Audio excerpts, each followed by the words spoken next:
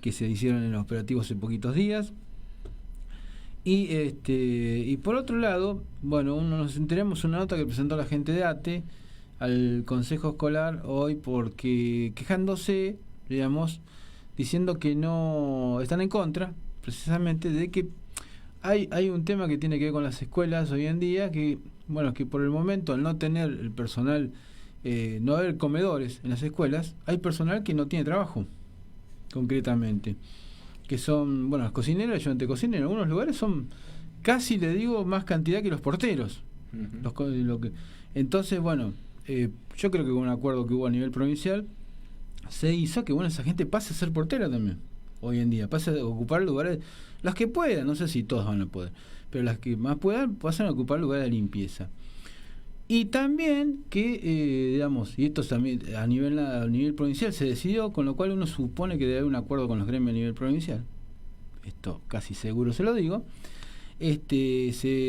digamos que haya la posibilidad, cuando el personal pueda, de ser desplazada del edificio, ¿no? Porque además el personal de las escuelas no es de una escuela, es del distrito. En realidad, esto es por reglamentaciones, así le digo, además, ¿sí? Bueno, la gente de ATE presentó hoy una nota diciendo que, bueno, que ellos están en contra del desplazamiento del personal desde su lugar actual de trabajo a otros sitios. Bueno, yo le digo que reglamentariamente no sé si se puede impedir. Creo que reglamentariamente se puede hacer. Bueno, veremos si charlamos después, mañana o en estos días, con la gente de ATE, si tiene algo para comentarnos. Por otro lado, hubo una reunión esta mañana de la Asociación Nacional de Clubes de Barrio, que tiene sus representantes acá en General Rodríguez, unos cuantos clubes de barrio, y se está armando el programa que se llama Me Encanta Mi Club. Y esto, digamos, uno se preguntará ¿para qué? ¿Cómo se va a instrumentar esto? Bueno, aparentemente de por sí ya es una cuestión asociativa entre los distintos clubes, como con apoyo municipal, con apoyo estatal, para ir colaborando, por ejemplo, cada 15 días en una especie de jornada o actividad en un club distinto, entre varias instituciones, como para levantarlo. Bueno, la verdad que es interesante la propuesta, por más allá que seguramente cada club tiene sus propios problemas, que no van a ser muchos de cada club participando, pero bueno, va a ser interesante que entre los clubes se vayan, clubes de barrio estamos hablando, que seguramente necesitan mucha ayuda, se puede ir armando este programa Me Encanta Mi Club. Así que bueno, estas son algunas informaciones del día de hoy, ¿no? Muy bien, acá también tenemos otra información. Se va a realizar el mercado de precios protegidos. Ajá. Mañana viernes. Sí. Obviamente se suspende por lluvia, ¿no? Sí. Mañana viernes 12 de febrero a partir de las 10 de la mañana en el barrio El Porvenir, frente al roperito comunitario. 12:30 en el barrio Mi Rincón, Deportivo Mi Rincón, Trenquelauquen y Escobar. Y a las 15 horas en el barrio San Bernardo, Crespo y Rolón. Muy bien. Tenemos del otro lado de la línea a Sergio Fuster con la columna Saliendo de la Caverna. Hola Sergio, Julián, Alejandro y Eduardo te saludan. Hola Eduardo, Julián, Alejandro, un placer estar con ustedes. ¿Cómo están? Bien, ¿cómo andan? Todo bien. Bueno, hoy les quería hablar un poco sobre un pensador que, si bien es muy atractivo, muchas veces se lo entiende mal, que es Friedrich Nietzsche. Uh-huh. A ver, la filosofía de Nietzsche, bueno, la mayoría de aquellos que lo estudian o son especialistas en Nietzsche acuerdan en que su pensamiento y su filosofía tuvo tres grandes periodos o tres grandes etapas. Se habla de una primera etapa, que es la etapa metafísica, en el cual él publica un texto fundamental, que es El origen de la tragedia griega, consideraciones intempestivas, y hay un libro llamado Humano, demasiado humano, que ingresaríamos en una segunda etapa, en el cual se le conoce como la etapa del martillo, porque ahí Nietzsche empieza a desestructurar todos los valores que él consideraba decadentes de Occidente. Uh-huh. Y luego ingresa a una tercera etapa, que es la etapa llamada artística, a través de un libro fundamental de Nietzsche, que es Así habló Zaratustra. Uh-huh. Así que si queremos comprender un poco el pensamiento central de Nietzsche, tendríamos que ir a este libro, Así habló Zaratustra, y ver justamente las cuatro dimensiones filosóficas que él expone en esta obra. Tengamos en cuenta que Así habló Zaratustra es un texto central que puede estar de algún modo antecedido por otro texto conocido como la Gaia Ciencia, donde adelanta algunas temáticas que va a desarrollar o exponer casi de una manera casi terminada en el Zaratustra, y luego continúa como una especie de quinta parte que es más allá del bien y del mal. Pero cuando hablamos del pensamiento de Nietzsche, como la verdad tenemos poco tiempo y después el oyente si quiere puede profundizar por sí mismo, quería hablar de esas 4 etapas o estos 4 momentos del pensamiento de Nietzsche, que es la voluntad de poder, el superhombre, el eterno retorno y la muerte de Dios. O sea, si conocemos bien estos 4 elementos o estas 4 dimensiones de su pensamiento, nos va a ser más comprensible algún día si queremos ingresar en la lectura de Así habló Zaratustra. Yo creo que hoy voy a tratar el tema de la voluntad de poder y el superhombre, y quizás el jueves próximo podamos hablar un poco sobre el eterno retorno y la muerte de Dios. ¿Sí están de acuerdo? Exacto, sí. Bueno. Vamos a ingresar ahora un poco en el tema de la voluntad de poderío o la voluntad de poder. Se ha hablado mucho de esto, inclusive se lo ha llamado a Nietzsche un protonazi por hablar acerca de justamente la voluntad de poder. Pero ¿qué es la voluntad de poder en Nietzsche? Por lo general se dan 3 interpretaciones. De esas 3 interpretaciones, 2 de ellas no corresponden al pensamiento de Nietzsche y una sí. Por ejemplo, hay una interpretación que podríamos llamar metafísica, en el cual se interpreta el poder o la voluntad de poder como algo impersonal, como una especie de sustancia inmanente, como una fuerza, como un quantum, que recorre otras constelaciones de quantum y se crea una cuestión muy personal, muy metafísica. Nietzsche no habló de esto. Si bien Heidegger lo ha interpretado desde ese lugar, que no está mal, pero no es lo que habló Nietzsche. Una segunda corriente interpretativa sobre la voluntad de poder es el poder con relación a los demás. Es decir, lo que debería ser una sociedad a través de la voluntad de poder. Esto tampoco lo trató Nietzsche. Los que siguen esta corriente es aquellos que quieren señalar de alguna manera a Nietzsche como, decíamos hoy, un protonazi, basados en una obra póstuma, La voluntad de poder, o La voluntad de poderío, que son una serie de escritos irregulares, aforismos. Ustedes saben que Nietzsche escribía en aforismos por un problema en la vista que tenía, no podía escribir mucho tiempo.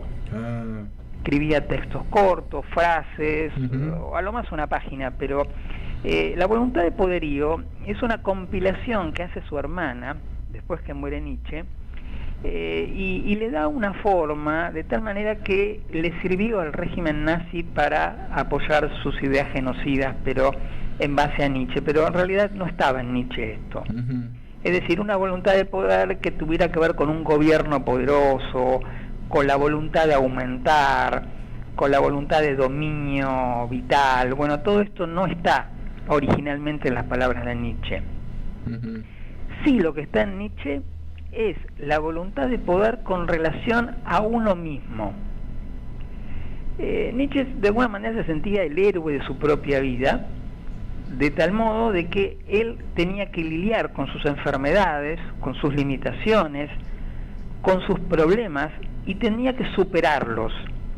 Esa voluntad de poder estaba en la superación personal. Entonces me parece que Nietzsche va hacia ese lugar. Es decir, es el paso del héroe a través de la adversidad. Obviamente utilizando esta voluntad de poderío. Así que en Nietzsche encontramos esta idea fundamental. Sin tener en cuenta que Nietzsche es un filósofo de la vida. Nietzsche va a tomar la vida, la materialidad de la vida, como aquello que es una fuerza, ya tomado de Schopenhauer, pero justamente es esa fuerza para superarse a sí mismo, y no lo va a tomar en un sentido, como decíamos recién, metafísico.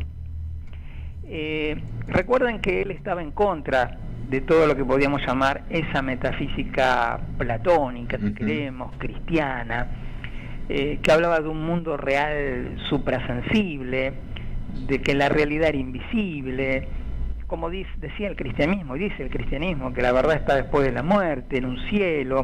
No, Nietzsche rechazaba rotundamente todo esto y decía que no, que la realidad es la tierra, la realidad está aquí, la realidad está en el mundo sensible. Entonces él defendía la vida aquí.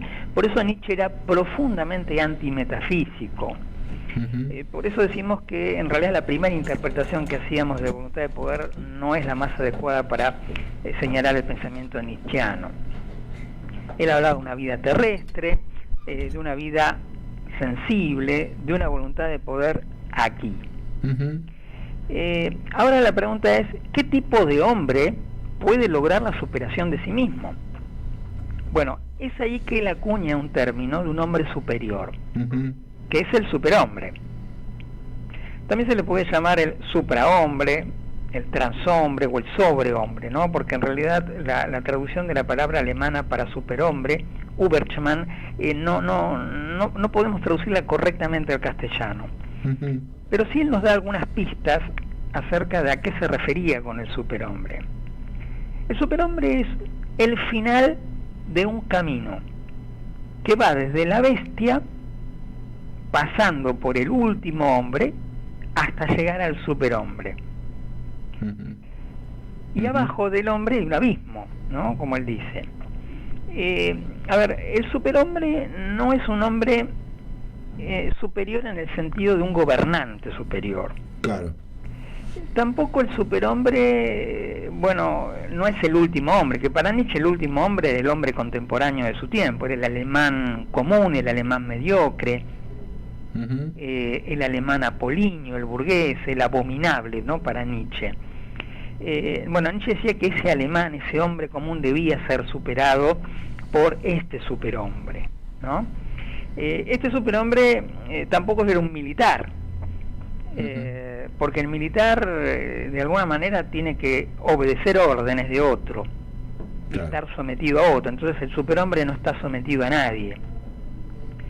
Esta idea del militar como un hombre que no es el superhombre ya lo trató Foucault en Vigilar y Castigar, con relación al soldado, ¿no? Como el soldado es una persona que obedece, es una persona que se le domina el cuerpo, se le domina la mente, para que esté preparado para matar, ¿no? Claro.